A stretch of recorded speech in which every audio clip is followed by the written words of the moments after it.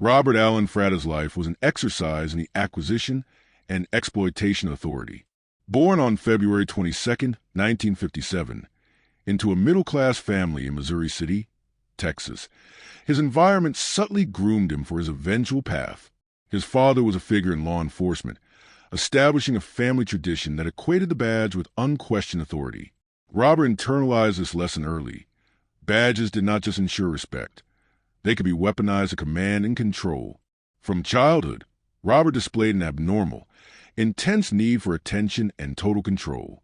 His teachers consistently noted his tendency to monopolize discussions, becoming visibly angry or sullen when others received praise.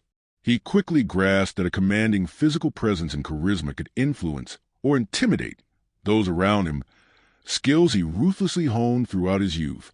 During his teenage years, Robert's manipulative tendencies became pronounced. He mastered the art of deception, dating multiple girls simultaneously, maintaining complex lies effortlessly, and deriving a perverse sense of power from deceiving those who trusted him. Friends who discovered his deceit were either quickly charmed back into his orbit or systematically excluded and marginalized from his social group. His high school years were also marked by an increasing obsession with physical fitness, not merely for health, but because he intrinsically believed that physical strength equaled social and emotional dominance. He spent endless hours lifting weights.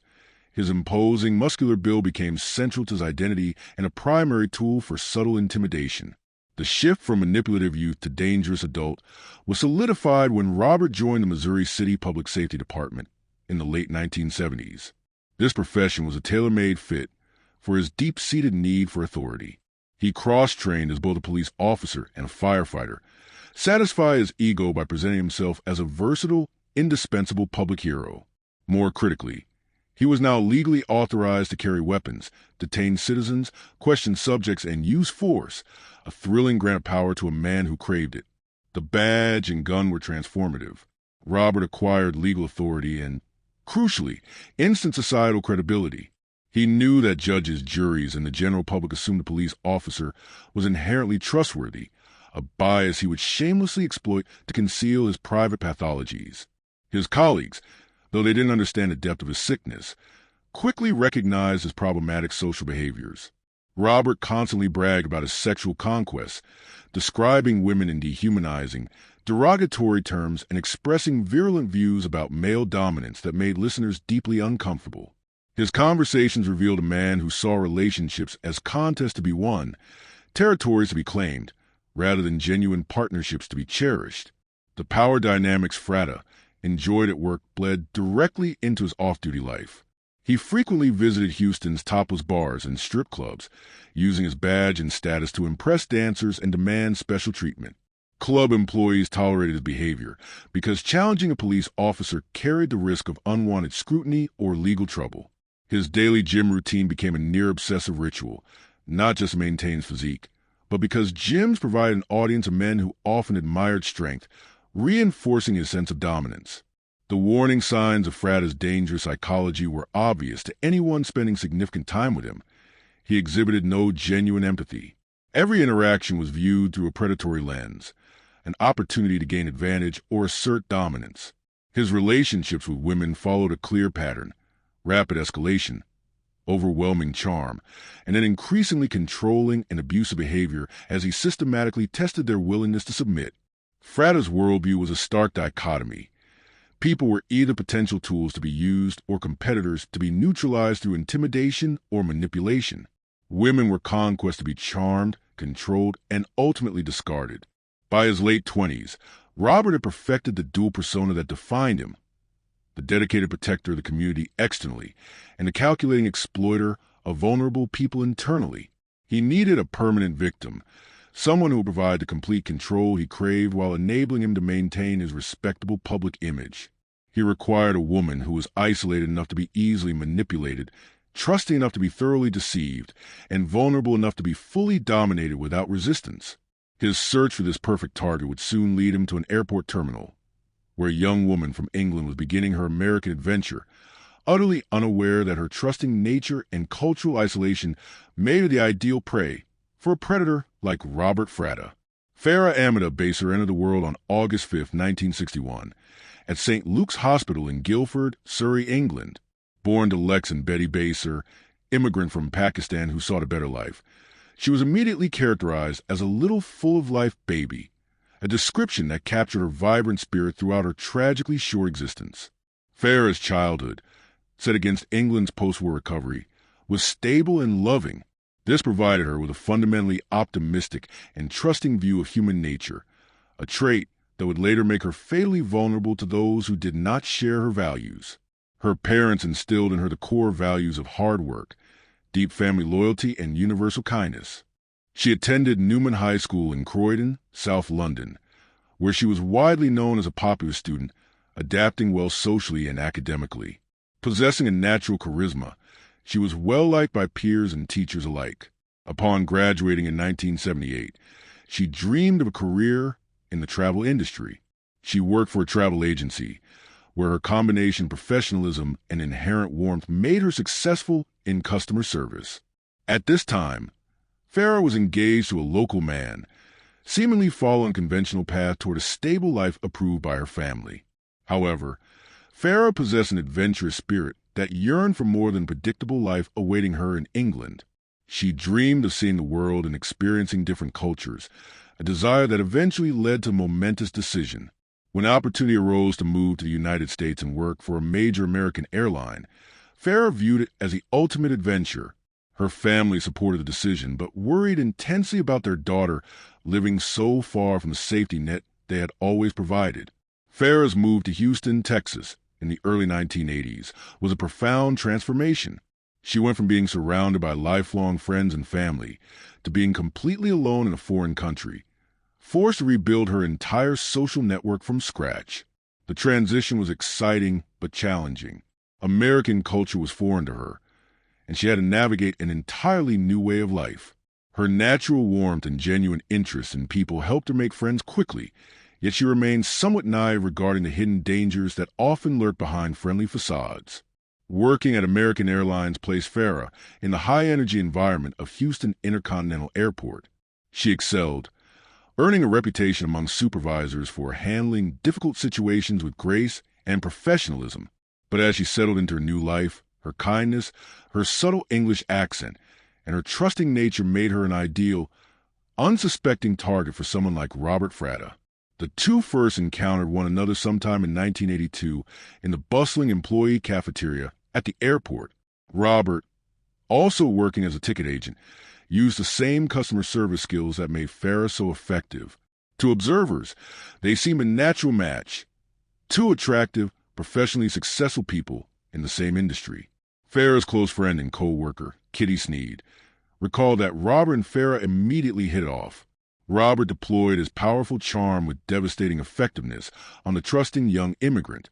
Farah was most impressed by his apparent stability and success. He wore a uniform, carried himself with authority, and seemed to have his life perfectly organized. For someone still building her identity in America, Robert seemed to represent the kind of established American man who could offer security and guidance. Robert's courtship was overwhelming and methodical. He made Farah feel like the most important person in the world. Kitty Sneed noted Robert's ability to charm the pants off anybody. The initial cultural differences seemed charming, Robert fascinated by her accent, Farah impressed by his American worldliness, neither realizing how these differences would later be weaponized into tools of conflict and control. Robert timed his approach perfectly. Farah was emotionally available, having recently broken off her engagement back in England, and she was vulnerable due to her isolation. He quickly made himself indispensable, assisting her with everything from local customs to American bureaucracy, all with subtle, manipulative strings attached that Farah could not yet perceive. Despite warnings from perceptive co-workers who sensed a troubling intensity in Robert, Farah found herself pulled into a relationship that seemed to offer everything she had been missing. Robert's attraction was complex. Genuine appreciation for her beauty and competence mixed with a cold calculation of her potential value as a wife. Her foreign background meant she was geographically isolated from local support, and her inherent trust suggested she might tolerate behavior that other American women would immediately reject. The engagement happened after a whirlwind courtship that left Farah's family in England highly concerned about the speed. They had never met Robert, and knew little about him. Farah, blinded by the perceived security, dismissed her concerns as typical parental worry. By 1983, Robert had successfully convinced Farah to marry him, marking the completion of the first phase of what would become a decade-long campaign of psychological manipulation and abuse.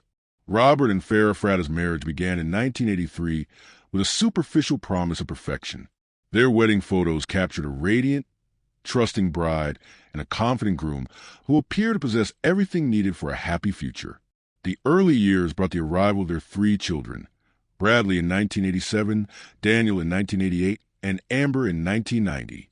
Robert, initially, played the role of the devoted father well, circulating photos and speaking proudly of his growing family. He successfully projected the image of a husband who had balanced a demanding career with family responsibilities. This public persona was a crucial shield, masking the increasingly disturbing pathology blooming behind closed doors. Farah's private communications during this period, letters to her family in England, reflected the turbulent emotions of a woman struggling to reconcile her hopes for her marriage with a growing unease. She enthusiastically detailed her children's milestones, but mentioned only in passing some of Robert's troubling behaviors. The family's financial stability was solid, supported by Robert's steady income from the police department and Farah's early employment at American Airlines, which she left to care for the children. Their suburban home embodied the American middle-class success Farah had once only dreamed of. However, those close to Farah began to notice subtle shifts in her demeanor as the 1980s gave way to the 1990s. Her natural vivacity was diminished. She became increasingly reticent to discuss her home life. Friends attributed this to the normal stresses of raising 3 small children. Robert's private behavior escalated. Confident in his ability to control his domestic environment, his demands on Farah became more specific, more controlling, and deeply disturbing. She kept these developments a secret, bound by shame and a desperate hope that things would somehow improve. The transformation of the Fratta home into a nightmare of psychological and sexual abuse was gradual. What began as Robert's preferences in their intimate life metastasized into systematic demands that left Farah feeling utterly degraded and trapped. Robert's sexual requirements included acts that Farah found physically repulsive and emotionally devastating. The shocking detail of coprophilia, a sexual obsession involving human waste, later appeared in court documents, representing behaviors so extreme that it stunned even veteran family court judges. These were not random acts. They were systematic demands used to humiliate, degrade, and control his wife. He gaslit Farah into believing that her revulsion was a personal failing, a tactic designed to strip her of self-respect and make her dependent on his approval. His manipulation extended far beyond the bedroom. Robert gained absolute control over finances, monitored Farah's activities, and deliberately isolated her from potential sources of support. Her reduced contact with co-workers after leaving her job meant fewer outside perspectives could challenge her deteriorating reality. Robert's background as a police officer afforded him unique advantages. He had inside knowledge of how domestic abuse investigations worked, enabling him to avoid leaving conventional evidence. His understanding of procedure also allowed him to anticipate and counter any strategy Farah might use to seek outside help. The 3 children complicated Farah's situation. As a devoted mother, she feared any action that might separate her from them. Yet, her fear grew that Robert might soon begin victimizing the children themselves. Robert exploited this devotion, making it clear that any attempt to leave would result in a brutal custody battle she could not win. By 1991, Robert's abuse visibly affected Farah's health. Her decision to undergo cosmetic surgery was tied to his criticism of her body and his threats to seek satisfaction elsewhere if she did not meet his standards. Robert maintained cycles of intense abuse followed by brief normalcy, offering Farah false hope and making escape nearly impossible. This pattern, common in domestic violence, was magnified by Fratta's professional expertise in manipulation. The final break came when Farah feared Robert might harm the children. In March 1992, she filed for divorce, a declaration of war against a man who had never accepted defeat. The divorce papers filed with the Harris County Family Court contained accusations that were staggering in their detail. Farah provided graphic documentation of Robert's sexual demands and abusive behavior. She knew anything less than full disclosure would be inadequate against him. Robert's reaction was immediate and violent in tone. He began strategizing revenge. His conversations shifted from complaints to explicit threats. The custody battle consumed their lives. Farah fought to safeguard her children. Robert fought to maintain control over what he saw as his property. His police background gave him initial favor in court, which he shamelessly exploited. As proceedings dragged through 1992 and 1993, Fratta's mask slipped even among colleagues. His complaints about Farah became venomous, and his casual references to violence grew specific. Several co-workers later testified that Robert had explicitly asked him about hiring someone to kill Farah. Farah's 1994 deposition was one of the most courageous acts of her life. Knowing Robert would read every word, she detailed his abuse, creating a permanent record to protect her children. The presiding judge later called her account the most depraved behavior he had encountered. This legal validation confirmed her courage but sealed her fate, ensuring Robert could never restore his public image. By late 1994, the divorce was nearing finalization. Farah was set to receive custody and financial support. This outcome, everything Robert feared, became the final trigger. Robert Fratta's transition from abusive husband to murderous conspirator was complete by November 1994. He had selected his accomplices, acquired weapons, and developed a meticulous plan to eliminate Farah while securing an alibi. The first accomplice was Joseph Andrew Price Dash. Born in 1956, Joseph had a history of petty crime and drug dealing. Nearing 40, he sought stability but remained drawn to easy money. Reliable and discreet, he knew how to deliver without questions. Price Dash met Robert at a Houston gym. The police officer and ex-convict were united by shared contempt for rules. Price Dash listened to Robert's growing hatred for Farah and recognized an opportunity. By fall 1994, he agreed to help Fratta solve his wife problem for payment. The next step was finding a gunman, 18-year-old Howard Paul Guidry, Price Dash's neighbor. Born in 1976, Guidry lacked direction and money. Drawn to Price Dash's confidence and cash, he became easy to recruit. Price Dash groomed Guidry, offering him menial jobs and then escalating to more dangerous tasks. Guidry, desperate and naive, was ideal, young, disposable, and unaware of the consequences. By November 1994, Guidry was entangled in the murder plan. Price Dash hinted at a job that could solve all his problems, never revealing its full scope. Guidry didn't realize he was being set up as the expendable link. By mid-1994, Fratta, facing legal defeat, escalated to terror. One night, while the children slept, a masked man entered Farah's home with a stun gun. He attacked her but stole nothing. The purpose was pure intimidation. The intruder's familiarity with the house suggested inside knowledge. The stun gun inflicted pain without visible marks, sending a clear message: stop the divorce or face worse. Farah refused to submit.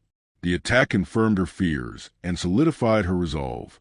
It was a final warning before murder.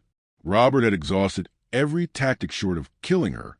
The stage was set, and the conspiracy was ready to reach its fatal conclusion.